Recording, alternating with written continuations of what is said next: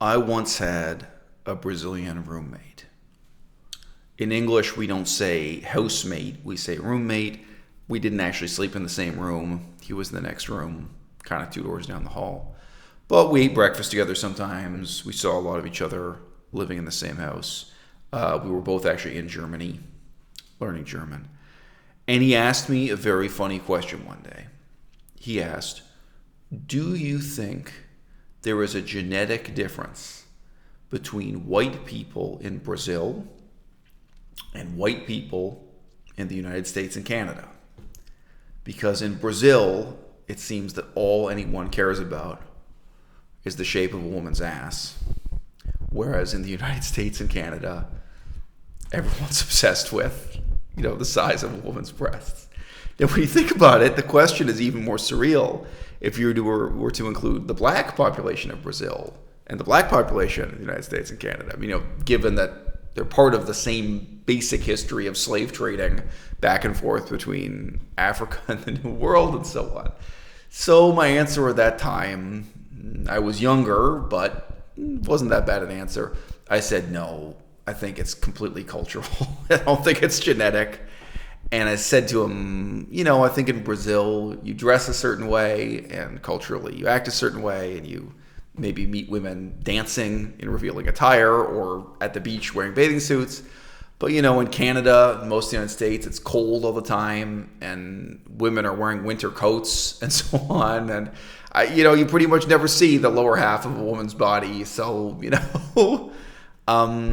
the size of a woman's breasts are the first thing you see when she walks in the room. The size of her ass you might notice when she walks out of the room, but depending on what kind of winter coat you're wearing, you might not see it at all. There are cultural and climatic reasons as to why this might have developed in the way it did.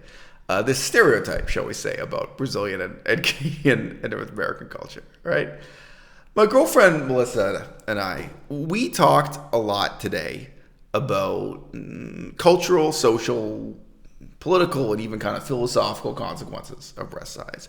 And to be fair, it's a topic we've talked about a lot in the last 3 years. I can remember talking about this from a very different angle when you and I first got together. I think the realization I came to today in our discussion, which was new for me, which I hadn't really thought of before, is that breast size means something very different now in the year 2020 than it did in any earlier century, in 1920 or 1820 or 1720. And that is because in the past, the size of a woman's breast, just like the size of her nose or the length of her legs or the size of your arms, was just something fixed by birth.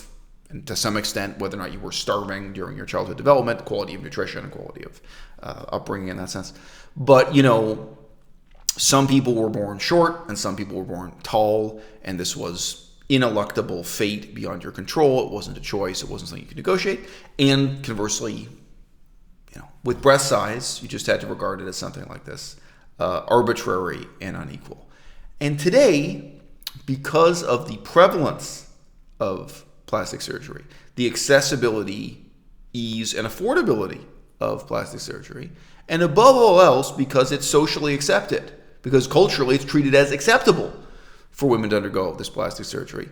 Women who have small breasts, women who are flat-chested, whenever they see a woman with large breasts, whether it's natural or surgically enhanced, they are presented with an image of the door they left unopened, the road they didn't go down, the choice they didn't make. Now, as never before, if you have small breasts, that's a choice.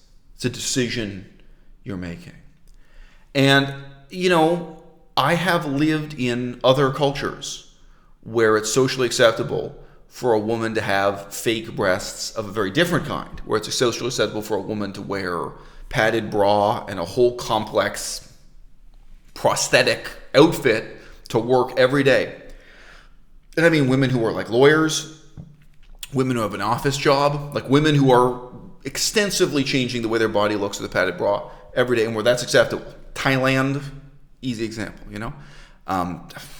The use of foam padded bras is at epidemic levels in Thailand, let me tell you. Okay? I've lived in cultures where that's really socially acceptable, and that's why I feel confident saying this is not one of them.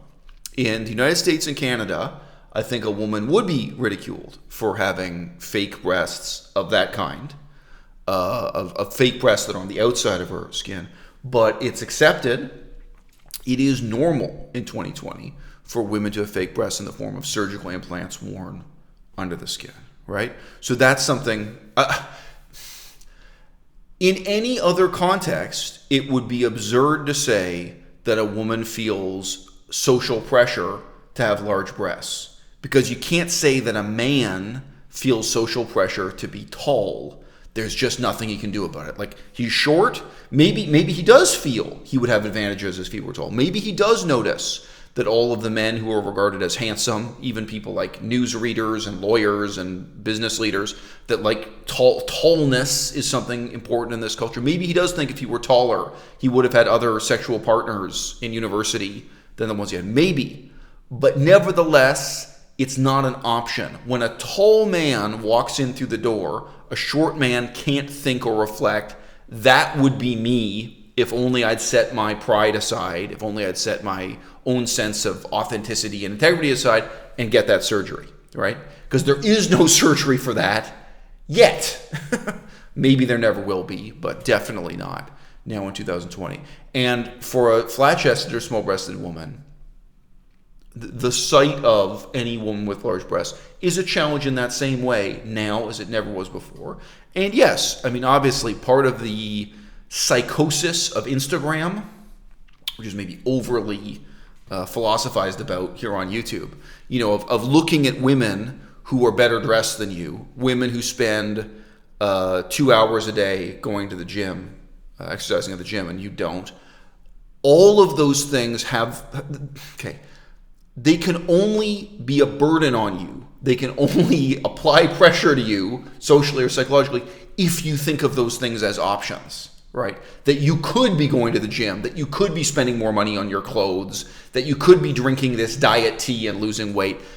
There first has to be an optionality to it, right? And indeed, I mean, I'm sure today as never before, that must be true with the shape of your nose, that you could have a smaller nose. So maybe when you see women with small noses, you feel the same way. But historically, that was never the case in the past, right? As much as you might bemoan your fate is absolutely by definition something you didn't choose and can't change, right? Whereas now this is something that you can. Yeah? You want to speak on it?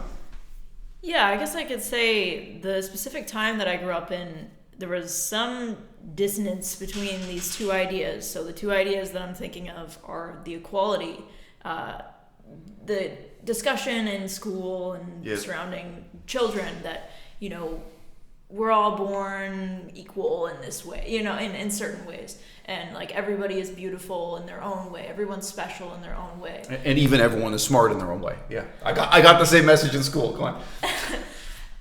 By contrast, on television, I remember watching shows when I was very young called Extreme Makeover or plastic surgery shows on entertainment television, and also seeing pretty dramatic representations of women on MTV, VH1, on these, this type of mass media, which I consumed quite a bit of. So yeah, I just say there was this dissonance between like, okay, so is everybody equal and, everybody has their own attributes that should be, seen as beautiful, or is it the case that we're all trying to mold into this beauty ideal and we're willing to, physically, shave off parts of our body or put silicone or plastic. Are you all equally entitled to spend thousands of dollars on plastic surgery to be equal? Yeah, well, and when you talk about that, this pressure, or maybe this wondering, like, oh, what if I got breast implants or something? It's different when the first person did it, or like when the first few people, like the first wave of breast augmentation happened. It's like once you take that step, now it is the case that anyone could. There is that equality in that everybody could potentially, if you save up enough money, you can get breast augmentation. Right. So, yeah, it's an interesting question. I mean, you know, I think even the language here has to be questioned. Augmentation. Think about the meaning of the word augmentation. Enhancement. Enhanced breast enhancement surgery, right? The reality is these procedures, they're crippling you. They're making you into a disabled person.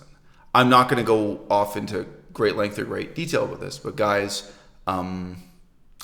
if you have silicone sacs inserted in your chest, when you lie on your back to sleep, you have to breathe with them on your chest. When you turn onto your side to sleep, for some women that can be even worse. One of the most common things you read about with women when they get breast augmentation surgery, again, we shouldn't even say augmentation really when you think about it, is that they have this terrible process of adjusting and learning how to sleep again, sleeping in some strange position they didn't sleep in before, whether that's on their side or face down or however it is they sort it out, or some are more comfortable on their back, whatever it is. But it changes the way you breathe, it changes the way you sleep. And then you can look up the long list of very peculiar side effects that are now fueling the so-called explant movement, okay? So the language of augmentation and enhancement, you know, I would already question. I think the power of this for women, and we're going to talk about the male perspective separately, ultimately comes from the fact that most of us, including intellectuals, I mean, I think I really have to speak on that too. All right. For most of us, the pleasures we have in life, however paltry, come from sexuality and the people we love and the people who are brought into our lives through social relationships, right? I mean, my conversations with my girlfriend may be more important to me, may be more meaningful to me than the act of sex itself regarded in a vacuum, but we wouldn't be having these conversations if we didn't have the sexual relationship. I mean, you know, really, there's this, I've seen different people try to address it. But I think there's this assumption that men who lead a meaningful life, men who are intellectuals, are somehow aloof from or indifferent to sex. I think the opposite is true. The opposite is true. I think as a male intellectual, you appreciate sex more because you reject alcohol. You reject watching sports. You reject playing video games. You reject skiing. I'm sorry, but I do. I even think skiing, right? I'm sex positive. Right? I don't regard sex as something meaningless or evil or bad. I don't regard it as a waste of my time the way skiing is or what have you. I do not think there's any productive allegory to be made between sex and cocaine. Cocaine is a drug I think you should completely exclude from your life. Gambling, I think you should completely exclude from your life. So I just say in terms of what remains in the life of an intellectual, your intimate relations with other human beings, your intellectual relations, your emotional relations, but yes, also sex. This remains something you know, tremendously important. So for women, the idea, I think it is the same basically with a nose job, but in some ways, the breast implant and breast size, natural or otherwise, it's a much more powerful symbol. You know, if you have a woman who lived her whole life with a really ugly nose, there's something wrong with her. She has a crooked nose, and she thinks her whole life she could have been happy, she could have had better sexual partners or married a better man, you know, that she could have had this better life if only her nose weren't crooked. Very, very powerful, right? And for a lot of women who are small-breasted or flat-chested entirely, they're living with this sense that they don't know what it's like, that the grass really is greener on the other side of the hill. And again, now that's not just a fate they have to be resigned to. It is something they could change. So this becomes a really powerful cultural symbol. Yeah. Yeah, I want to say I actually do agree with you now, but I think when I was growing up, I didn't address the questions, look, there's limited like discussion to have philosophically about human sexuality. Right. And I guess when I was younger, I thought, you know, this is something that, you know, I'm too mature to be asking these questions or to be talking about. breast size to be talking about these things with my friends, and I just didn't. You thought it was beneath contempt. Yes, right. Yeah, but I wish I would have earlier, because then it left me later on in the dark in a lot of these things, and immature in a lot of these ways. So I do think it's important, even as somebody who thinks, oh no, that's not something I'm going to spend my time with. I'm going to spend my time reading. I'm studying in school, and I'm playing music. I'm doing all these other things, and I don't have time to even think about that human sexuality. But it's like everybody has a sexuality. It's. Well, I mean, I think also we're at the limits when we talk about human sexuality. Almost by definition, we're at the limits of what you can address rationally. And then we're into taking a step beyond that into the irrational world of desire and purely animal instinct, which we live with. As an intellectual, you live with it. If you're a Buddhist monk living in celibacy, you live with it, all right? I know cognitively as a fact that a woman having larger breasts doesn't make sex better, and it doesn't make the relationship as a whole better. I know that. Now, a lot of younger guys watching this, no offense, you may not know that. You may not have the experience to really speak on that with confidence and say, no, actually a woman can be flat-chested. And this may sound weird, again, for some of the younger guys watching. A woman having really strong arms can contribute more to great sex than her having large breasts. All right, really, the strength and vitality of your arms, which in our culture we don't sexualize at all now. We don't, women have arms, but it's not this powerful token of either sexuality or maturity or maternity or whatever. It's not presented this way. So, I can know that cognitively, right? I can know that in various ways, and I can even make rational choices in that matter accordingly. Okay. However, on the level of instinct, on the level of irrational desire and so on, it is true in many situations, woman's breast size is the first thing you notice. And we have been in cultures, including the south of France, where women are either actually naked or they're about 98% naked, and where, even if you're not really out there looking for it, where, wow, all of a sudden, here I am at the beach with my 5-year-old daughter going swimming. This is not on my mind at all. Yep. You're thinking about, where did my daughter leave her toy water gun? You're keeping track of, your mind's on other stuff. And you are confronted with, women who are, very consciously and intentionally showing off their breasts in the context. Here in Canada, we do allow female toplessness.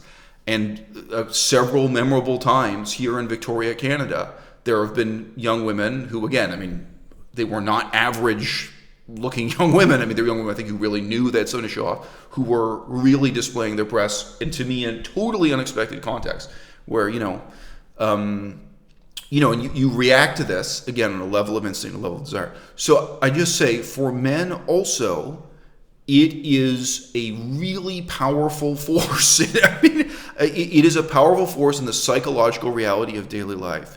And no matter how much you mock marketing campaigns and advertising that try to exploit this, hey, men, buy this car battery because there's a woman with big breasts posing with the car battery. But it's so ridiculous. The extent to which, whether it's on the internet or in print media, any product can be promoted with a woman in a bikini with large breasts. And you think, what a joke.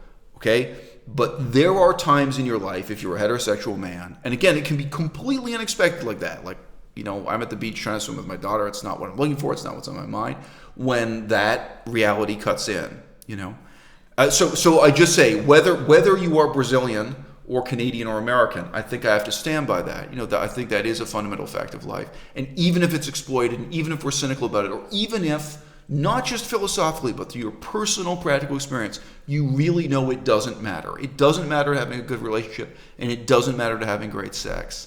I still have to say it's something that will, and for me, it's actually not in photographs. For me, real life, face to face, it's something that leaps out to you and grabs your attention, like seeing a serpent moving in the grass. If you've really lived, if you've been in the jungle or something, if you've been somewhere that snakes are dangerous, and you see a snake move, you notice. It stands out so clearly. You have millions of years of evolution to notice that snake moving in the grass, even though it may be the same color as the grass. Lamentably or not, I think that is something we're all born with and living with as heterosexual men. Look, I'm a heterosexual female, and I don't have the, desire that comes when I see a woman with large breasts, but it's very, shocking sometimes, and it's like I can't help but look, so I'm not saying that I'm interested sexually, but and from a young age I can remember these things. Part of our discussion earlier was I was saying I was lamenting that somebody in the hip-hop world got breast implants, and I was thinking, I saw some of her earlier videos where she had a smaller chest, and I thought, oh, that's cool. There's somebody that's in the hip hop world that has a small chest, and then she went and got breast implants maybe 5 years later. So this discussion stemmed from that, and I kind of thought, well, I guess I'm thinking of, you came up with many examples of women in the media who are small chested. Yeah. As an example, I said there's not really that much representation of small chested women in the media, but that's not true. There are quite a few actresses who are very popular who have small chests. But I guess the thing that stood out to me the most when I was growing up, even though I am heterosexual, it's I remember from a very young age seeing Baywatch on TV, the women on the sandy beach running around, and also when I was 10 or something, I begged my parents to have a TV in my room, so most of the time I was just watching cartoons or whatever. But I guess I do remember at night there were those crappy advertisements for Girls Gone Wild, so you could buy Girls Gone Wild on VHS tape. So I just knew from a young age that even though that wasn't what I was into, I knew that was gonna turn on men. That is how the way to be sexy. That's the way to be attractive to a man. And then imagine my frustration when I didn't develop large breasts like that. It's it doesn't. I'm not messed up about it now, and I've come to terms with the fact that I'm a small-chested woman, and there are things about it that I actually do like, and but being able to play volleyball. Yeah, no, but I do and I have to recognize it's that easier to go up staircases, but come on, that's not going to be the focus for men when I walk into a room, and that's okay. That is okay with me. I've heard plenty of women lament that men don't look at my face when I'm talking to them; they look at my chest or whatever. And I can imagine but they're still looking at you. I've had the advantage of I've had the advantage of the men in my life being more interested in my face and my brain what I actually have to say. Sure. So I guess people might always think the grass is greener, but like you said, there is this kind of different dimension. Instead of men thinking the grass is greener if you're taller. Yes. Right. Right. I mean, I neither think the problem nor the solution is representation of the media. I know it's very common in 2020 to make every problem into an issue of representation of the media. And the conversation we had earlier before the cameras were running, Melissa lamented at one point, it was just a spontaneous thing, she said, that there were no flat-chested women in the media. And then I actually talked through it. I said, well, look, are we talking about the media you and I actually watch? Are we talking about what we actually know here? And I started talking through it systematically. And then we started talking about different genres and so on. And quite rapidly, Melissa said, look, she abandoned her initial suggestion that no, I mean, whether you're talking about Keira Knightley or that blonde girl, the blonde girl Kanye West has a fight with. Oh, Taylor Swift. Taylor Swift. At any one time, there were many, many beauty icons, not just in the world of music and not just in the world of hip hop or dance or movies or news presenters that actually are. But one of the interesting things that came out of that was I said, look, you have to recognize that you are noticing, you are picking out the women with big breasts. And you are noticing and remembering the women who had breast augmentation surgery. Now, I'm not saying this to criticize or insult my girlfriend, but that stands out for you. That actually, in terms of the media we actually watch, which is very peculiar. We don't watch a kind of cross-section of normal American media. But actually, all the time, there are flat-chested women and small breasts. We listed off kind of what the actual things we watch are and what have you, right? But in your mind, what's standing out are the women. And again, I think that is the psychology we talked about at the beginning. For one thing, as per the comparison to seeing a snake in the grass, there is just some kind of attention-grabbing quality this has, even for a heterosexual woman. And yes, Melissa is heterosexual. I have experience with bisexual women. Melissa's not bisexual at all. And it is different when you're with bisexual women and lesbians, the way they respond to the sight of breasts and so on. That's also very interesting. Maybe a topic for another video, but so comparison, what if there were a man who, was short and it's always bothering him that when he watches the news, the men on the news are tall, the news presenters are tall, and so on. I don't really think the problem or the solution is representation in the media. Like if we make it a policy to have more short men and really short men, I don't mean 5'9".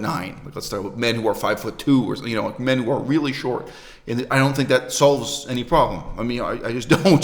This is neither problem nor solution. So we partly have to talk about what is the psychology of the man who's watching the news and noticing, oh, that guy's taller than me. Oh, that guy, there are no short men on the news, and maybe is struggling with his own sense. And which is true, by the way. I think both in terms of news presenters and leaders of industry and actors, male actors, the preference for height is much more strong and uniform than the preference for having big-breasted women in movie roles, for example. Even though female beauty is expected to answer to higher standards, especially for news presenters, especially for things like that. Women are expected to make more effort with their appearance, clothing, makeup, hair, everything, than men are. Nevertheless, the standards for men are in some ways more inflexible. And there are very, very few, short men. But the problem is not representation in the media, and the solution is not representation in the media. I think the problem is really ancient instincts we've had for thousands of years, now confronting this sense of optionality that you could choose to have, larger breasts. I think that's something new and very difficult to struggle with. Okay, let's call that a wrap.